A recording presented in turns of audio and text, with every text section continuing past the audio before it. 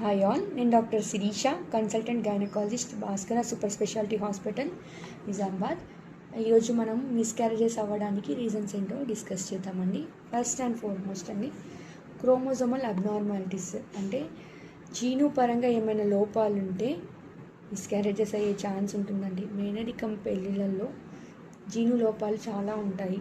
So వీటి వల్ల miscarriages అయ్యే ఛాన్స్ ఉంటుంది. లేదా బేబీ ఒకవేళ డెవలప్మెంట్ స్టార్ట్ అయిపోయిందనుకో, డెవలప్మెంటల్ డిఫెక్ట్ ఉంటుంది, అబ్నార్మల్ డెవలప్మెంట్ ఉంటుంది, ఐక్యూ లో ఉండే ఛాన్స్ ఉంటుంది. అండ్ మెటర్నల్ ఏజ్, మదర్ యొక్క ఏజ్ ఇంక్రీజ్ అయ్యే కొద్దీ బేబీకి రిస్క్ ఎక్కువ ఉంటుందండి. సో మిస్క్యారేజ్ అయ్యే ఛాన్స్ ఎక్కువ ఉంటుంది. సర్వైకల్ ఇన్కాంపిటెన్స్, గర్భసంచి ముఖద్వారం వీక్గా ఉన్నా చిన్నగా ఉన్నా కూడా మిస్క్యారేజ్ అయ్యే ఛాన్స్ ఉంటుంది.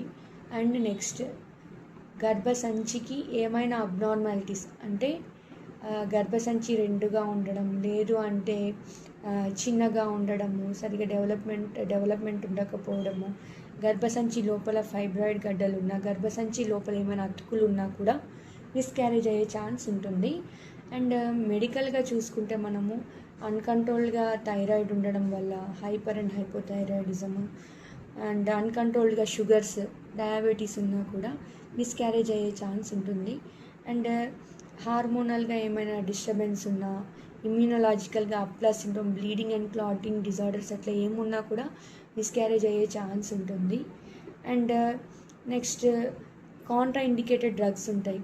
అలా ఏమైనా ఉన్నా కూడా, అంటే ఏమైనా యూస్ చేస్తున్నా కూడా ప్రెగ్నెన్సీ వచ్చాక హోల్డ్ చేయకుండా ఉంటే కూడా మిస్క్యారేజ్ అయ్యే ఛాన్స్ ఉంటుంది. మిస్లీనియస్గా చూసుకుంటే ట్రామా, రోడ్ ట్రాఫిక్ యాక్సిడెంట్స్, లేదు అంటే forceful sex, heavy weight lifting, లేకపోతే లాంగ్ డిస్టెన్స్ ట్రావెలింగ్ ఉన్నా కూడా మిస్క్యారేజ్ ఛాన్స్ ఉంటుందండి.